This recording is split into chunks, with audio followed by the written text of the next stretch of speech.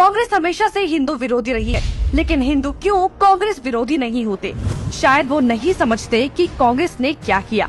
आपको साल दर साल का ब्यौरा देते हुए बताएंगे कि कैसे कांग्रेस ने हिंदुओं का मजाक बना दिया। 1950 में आया आर्टिकल 25। कांग्रेस 1950 में आर्टिकल 25 को लेकर आई, जिससे धर्म परिवर्तन को मान्यता दे दी गई। और सबसे ज्यादा किसका धर्म परिवर्तन हुआ ये सब जानते हैं, लेकिन ये तो सिर्फ शुरुआत थी। नेहरू 1950 में आर्टिकल 28 लेकर आए और हिंदुओं से धार्मिक शिक्षा का हक छीन लिया। लेकिन आर्टिकल 30 के तहत अल्पसंख्यक अपनी धार्मिक शिक्षा दे सकते हैं। धार्मिक शिक्षा के बाद निशाने पर थी धार्मिक संस्थाएं। 1951 में HRCE एक्ट, 1951 में Hindu religious and charitable endowment act लेकर आए।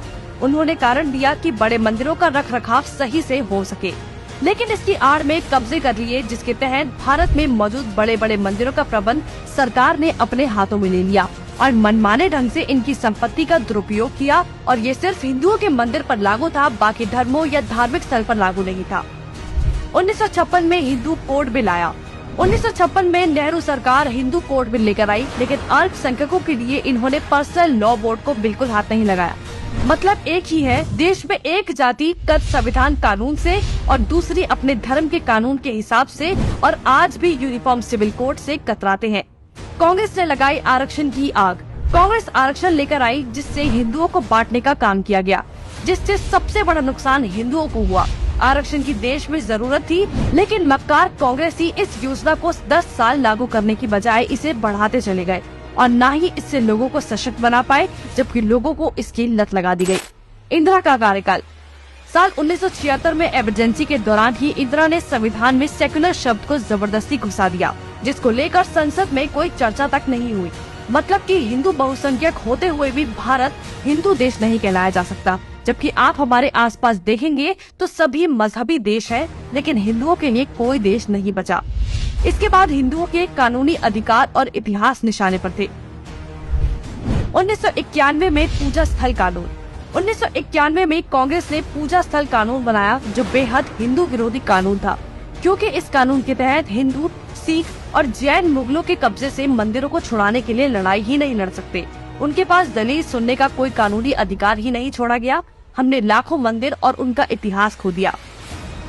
1992 माइनॉरिटी कमीशन एक्ट। कांग्रेस ने अल्पसंख्यक आयोग अधिनियम बनाने के बाद अल्पसंख्यक आयोग बना दिया।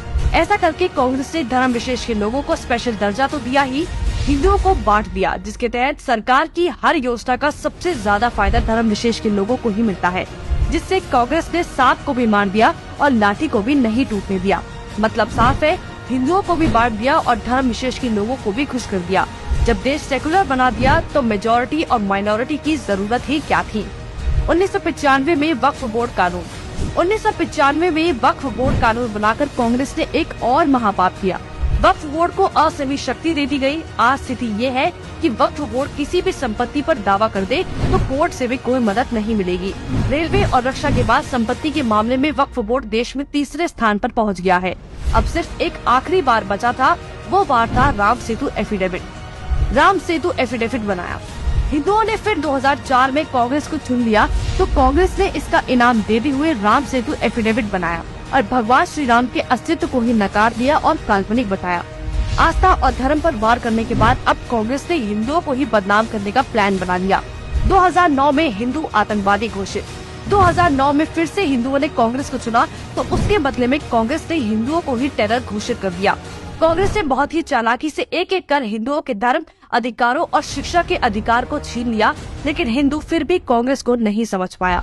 औरंगजेब ने हिंदुओं को खत्म करने के लिए तलवार का इस्तेमाल किया, तो कांग्रेस ने हिंदुओं को खत्म करने के लिए संविधान का इस्तेमाल किया। फिर भी कांग्रेस ही बोल रहे हैं कि लोकतंत्र खत्म हो रहा है, जबकि लोकतंत्र नहीं, हिंदू और हिंदुत्व खत्म हो रहा है।